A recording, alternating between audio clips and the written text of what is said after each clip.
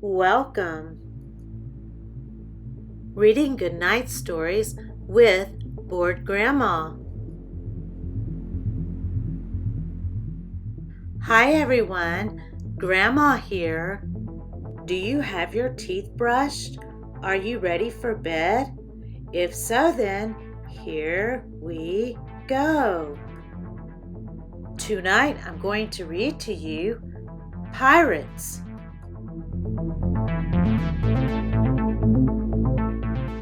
Illustrated by Francis Phillips. Paper Engineering by Richard Jewett.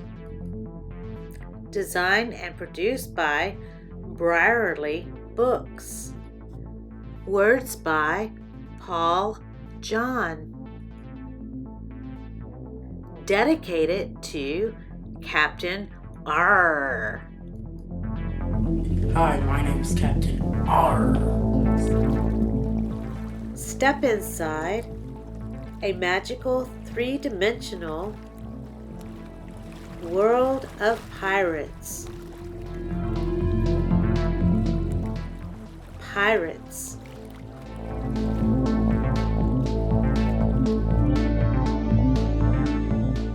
Scurry swabs.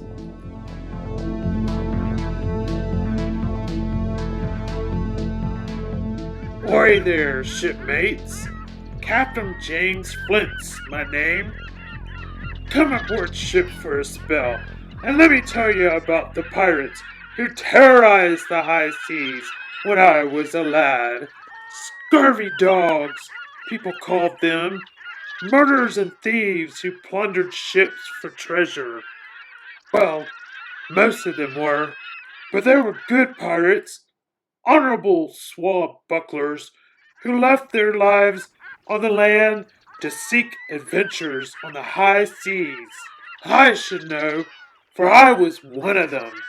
But there wasn't really a man amongst us, nor a woman neither, for many women took to piracy who didn't deserve to end his days a dangling in chains from a hangman's noose.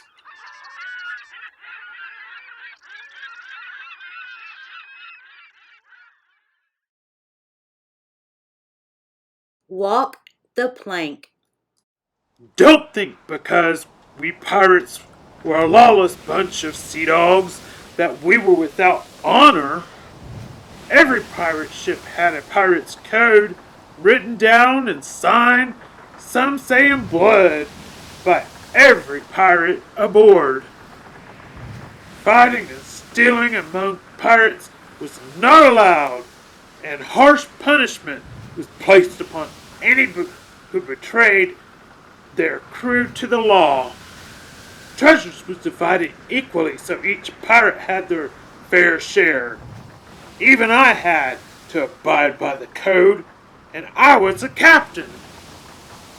Woe betide any fool who broke these rules. A treacherous pirate could be forced to walk the plank or marooned on a desert island. He may even face the worst punishment of all by being set adrift on open sea in a boat with so much as a swig of water or a biscuit to keep him alive. Terrifying Blackbeard. The meanest pirate who ever lived was Blackbeard, a mad Englishman who terrorized ships around the Caribbean and North America many moons ago. No ship was safe, and Blackbeard wasn't above stealing another pirate ship. He certainly was no friend of mine. Edward Teach, for that was Blackbeard's real name, was a terrifying sight. During an attack, he wore braids in that long black beard and tied burning rope to his hair to terrify his victims. He would heartlessly slay ship's crews and passengers and steal their riches without showing mercy. Blackbeard even turned against his own crew. He once ran his own ship aground and left his men to die before fleeing with all the loot.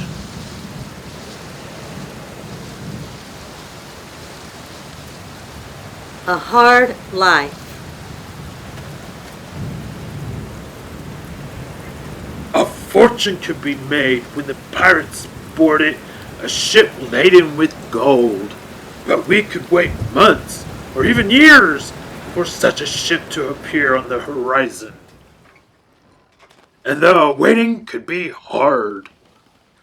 When supplies ran low, there were few friendly ports at which to buy fresh fruit and water, so many times we had to go without. Captain Henry Morgan was once so hungry that he grilled scraps of leather for supper. I even watched him eat 'em with my own eyes. I'll bet you've never tasted hardtack. Those rock-hard biscuits were often the only thing to eat. After months at sea, they were riddled with maggots. We starving pirates used to eat 'em in the dark so we couldn't see our supper wriggling. The water was no better. On the long voyage, the water in the barrels turned foul, but we still had to drink it.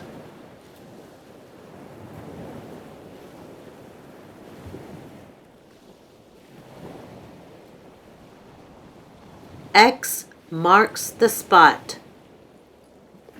Everyone knows that pirates buried their treasure. There were some who would have you believe that there is still buried treasure to be found today. Well, listen here, shipmates. They're quite right. No one has ever found Blackbeard's treasure.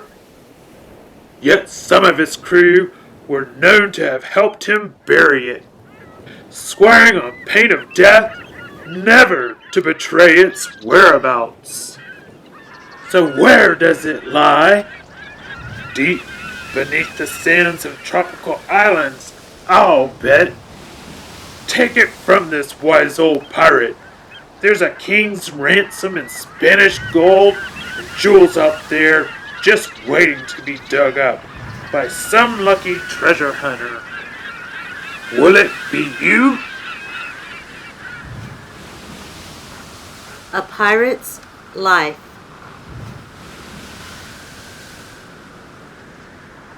After months at sea, pirates couldn't wait to step ashore. Many pirates set sail for the Caribbean. Others set ashore in North Carolina or on the island of Madagascar. Some preferred the west coast of Africa. Once in port, we used our stolen loot to buy food or whatever we liked. Anything we couldn't buy, we took. But we always ran the risk of being caught by the law. Finally, I decided to give up pirating and live an honest life. But to this very day, I still dream about my life on the ocean waves. Now that you know more about the life of a pirate, do you wish to be one? Do you think you have what it takes? Shiver me timbers, I think you have.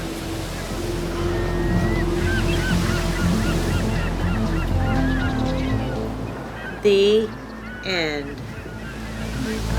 Bye, everybody. Now off to dreamland you go.